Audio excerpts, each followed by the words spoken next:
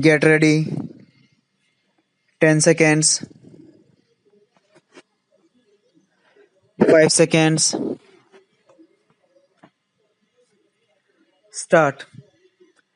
Mr. Deputy Speaker, Sir, I express my gratitude to the honorable members for expressing their views regarding the demands for grants for the year 1989-90 for the Ministry of Agriculture.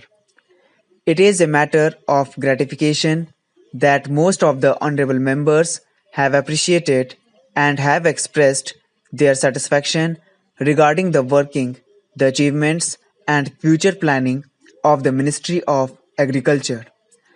In the budget for 1988-89, the plan outlay for 1988-89 had been fixed at rupees 700 crores, whereas for this year it has been raised to rupees 800 crores, which is definitely more than the amount of the previous year.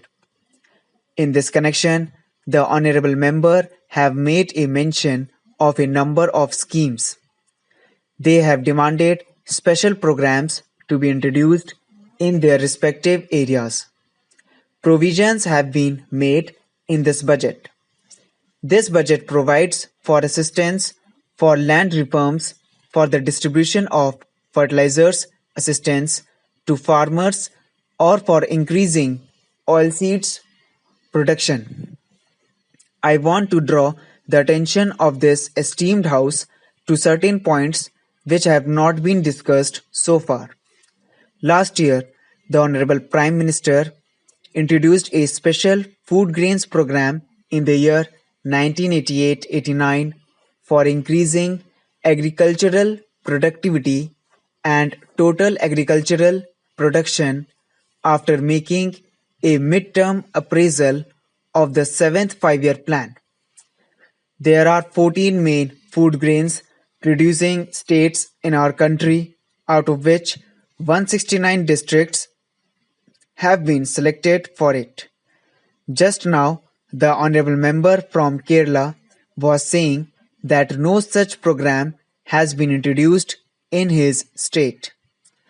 I want to inform him that this program has been introduced only in the main districts of the major food grains producing states because it was a special food grains program, as is clear from its name, and the esteemed House will agree with me that this year we have achieved a record production. The food grains production is more than 17 crore tons this year. This is a landmark in the history of this country. But we should not be satisfied with this achievement. We are going to formulate schemes for further increase in the food grains production during the coming 3 years. Therefore, for the year 1990-91, the target for increasing the production of wheat and rice has been fixed at 5 million tons. Our department has already started taking steps in this regard, and I can say that we will be able to achieve the target fixed. I would like to make a brief mention of the major aspects of this year's budget. Several honorable members have expressed their views in the matter. Firstly, the percentage of bank loans in the agriculture sector is being increased from 17% to 18%. An additional amount of rupees 400 crores will be given as loans. The rate of interest has been reduced from 14% to 12%. A special program for the production of development of seeds was announced in September 1988 by the Honorable Prime Minister. It is expected that new varieties of seeds of vegetables, fruits and flowers will be developed under this program, and that the import duty on machinery and other inputs required for the production and processing of fruits and vegetables has been fixed at 40% ad valorem. Similarly, the rate of duty on poultry feed has been reduced from 140% to 70%. You are aware that subsidies were hitherto being given on fertilizers.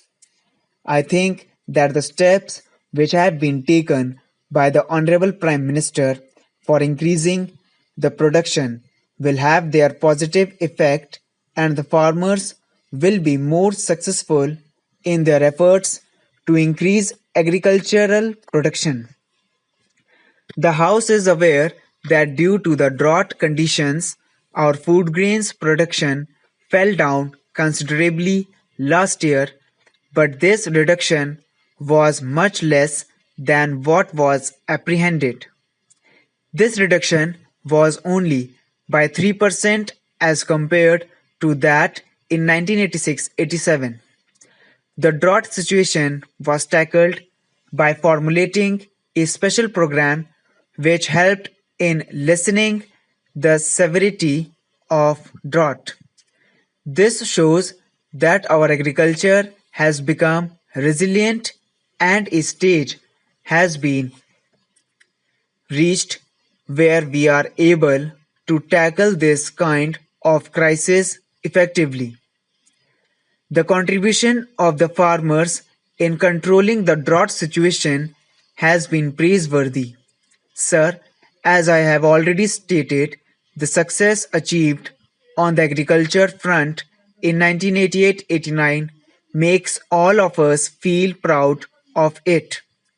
As regards the various special programs formulated for the progress of agriculture, the Honorable Prime Minister has laid special emphasis in this connection on having effective control over monsoons by collecting full information in this matter and disseminate the same from time to time to the persons concerned to provide irrigation facilities to those regions where such special programs are under implementation on the basis of the productivity of land, and while undertaking such programs, the particular needs of the region should be taken into account.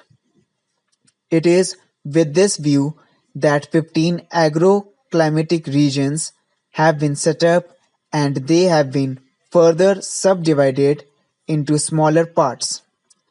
The agro-climatic regions collect information about capacity of land in respect of its productivity, giving a serious thought to all these aspects.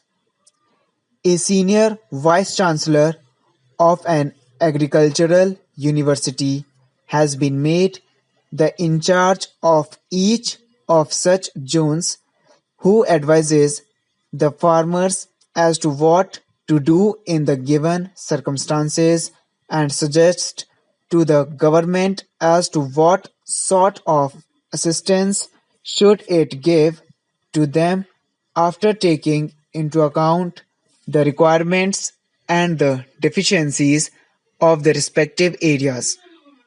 I am sure the Agriculture Department will fulfill its obligations towards the nation and its farmers under the direction of the Honorable Prime Minister.